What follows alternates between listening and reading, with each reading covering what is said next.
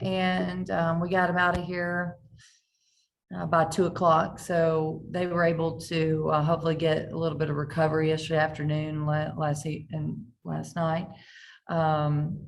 With us practicing a little bit later today, our players were able to rest a little bit as well today. So I felt like they came in with pretty good energy to our practice today. So hopefully we've handled this trip okay. It is a tough stretch, 3-6, but fortunately it's early in the season, and they've still got some legs under them right now. South Florida is a veteran team, and it's not just any veteran team. This is a talented, very good veteran team. And, I think that matters, especially early in the season. You get in these close games, having that experience really helps. They can shoot the ball. They run a lot of sets, and they can put the ball on the floor. They have balance. And then defensively, they do a great job of keeping everything in front of them. They only give up 55 points a game, and they just it's a little different style than what we just saw with Central Florida. This style is just working a lot on your shooting percentage being really low. Cora. Hey, Kelly.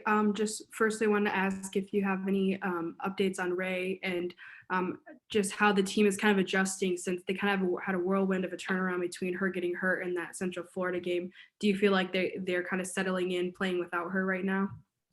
Well, we don't really have a choice at this point, and I think our players, I think they understand people's got to step up and make plays, and we're just trying to focus on what we do have and what we can do. Nothing new with Ray, to be honest with you. So, we'll just keep on working with her and evaluating her situation. Maria. Coach, I know the South Florida has Sydney Harvey, a player from Nashville, who coming back to her home state. That's always a big deal for an opponent. Besides Sydney Harvey, who sort of makes this team go? Who's really got the focus of your defensive game plan right now? Well, I think statistically, their three guards are their leading scorers. And they have a kid that averaged a double-double. Their 4-player averaged a double-double last year. So they do a good job of putting people on the court that can put points on the board, and then trying to take advantage of those players and what they can do. So it's hard. They're a team that's hard just to key in on one player. I know Harvey's coming off a big game, but when they get another guard back, she's their leading scorer from last year.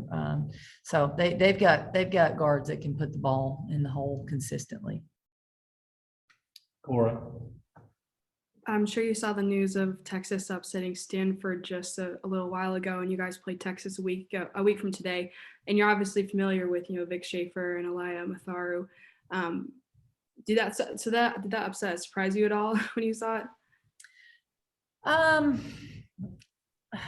Not right now. Not right now. And I don't know, I don't know personnel a lot. I did go check the box score when I saw that upset just to see who on both teams were playing. I know Stanford lost their point guard that was really good. But Texas right now, they're going to come out and they've scored a lot of points already, and then it looks like this one they did a little bit more on the defensive end. So I know they're going to be good when it gets time to play both Texas and Stanford. I mean, both teams are going to be really good. So when it's time to turn our attention to them, we'll have our hands full. And kind of going off of that, not that Texas wasn't a challenge on your radar already, but after today, are you a little bit happier you got 5 full days to kind of recover and prepare for that matchup? Well, I'll be honest with you, it'll be nice for us to get out of this little stretch and get to focus on us a little bit. Because right now, basically everything we're doing is prepping for our next team. So we'll have, which will be good. We'll have 3 games under our belt coming out of this weekend. We'll get to really focus on us and what we need to do right now, rather than just having to look forward to the next game. And I like it. I think it'll be good timing for us to have a little bit more of a break leading up to a game. Jack, Yeah, Kelly, how key is it for your team to have this, 5-game stretch all at home as you get your feet wet with this season? Are you talking about Like the next 5 games, being at home. we're on the road during Thanksgiving. Oh, I'm sorry. That was my bad. I guess I was looking at something wrong. all right, we'll go to the next question from Maria. Coach, I'm sort of keeping an eye on Indiana, Kentucky out of the corner of my eye here. If you like basketball, this is the best time of year. I know Florida Gulf Coast just went into LSU and won. Of course, they have one of the best players in the country in Kirsten Bell on that team. Is this just going to be this kind of year, just an absolute fun year with every matchup? Well, again, I think there are so many more good basketball teams this year, and a lot of parity. And I'm just telling you, there are a lot of teams that are benefiting, or at least going to benefit early from the COVID year, the extra year that a lot of players get. Indiana, very veteran. They're just a few points away from the Final Four, and they're all back. So I mean, it's a different year.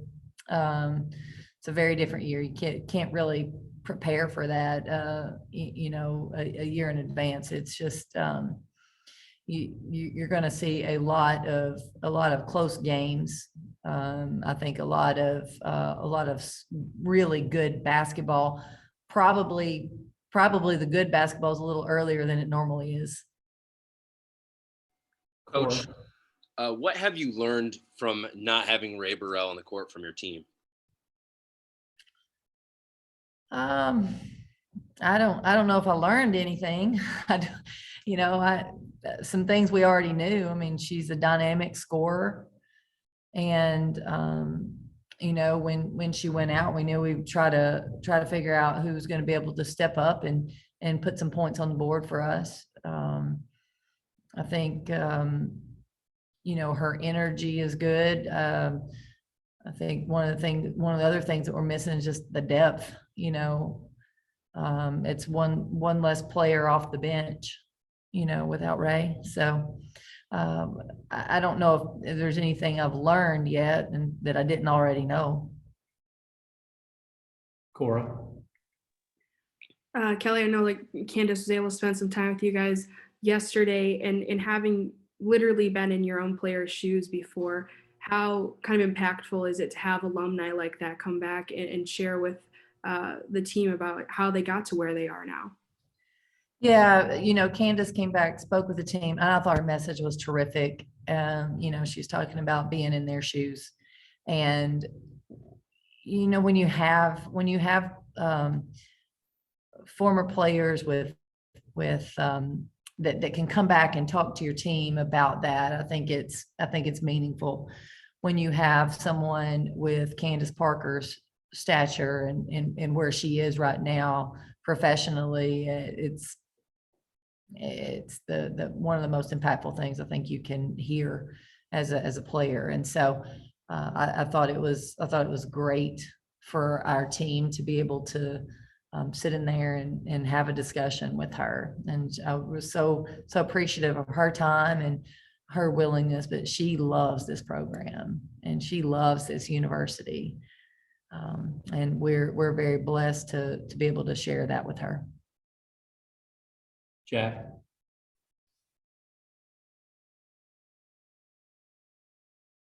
All right, let's move on to Maria. Coach, kind of a two-part guard question. I know you're big on that plus minus score, and I love y'all's box scores because they're right there. Jordan Horston was plus 21, which it popped out to me right away Friday night. And then Brooklyn Miles, given how South Florida, as you said, is a very guard-oriented team, is she going to be a key player for you in this game, particularly because of her ability to break pressure? Well, South Florida's not shown a lot of pressure in terms of pressing and such. They're definitely more keep it in front of you and make you score over them. But honestly, at this point, I think everybody's going to be key when they step out on the court. I think everybody's going to have to make some plays. I really do.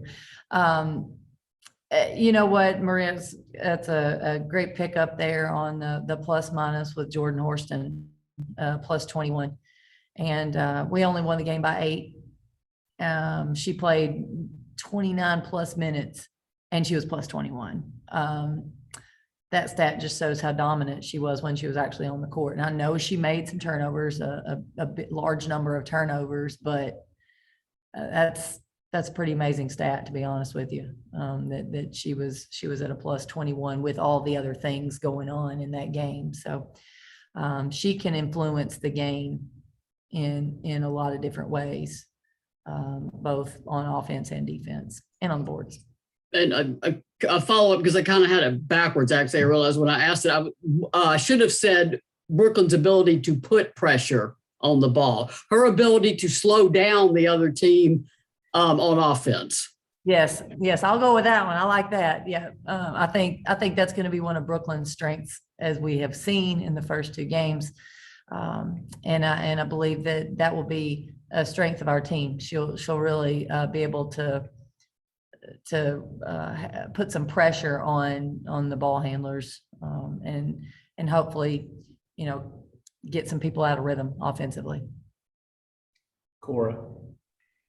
And going back to Jordan, after the game, she told us that, her teammates helped her keep her in the game with those turnovers, and that, last year, her freshman year, she might have gotten in her head about that, and, it might have led to more mistakes. So, can you kind of put that into context, her growth in that area of being able to stay in a game, even though she's making mistakes?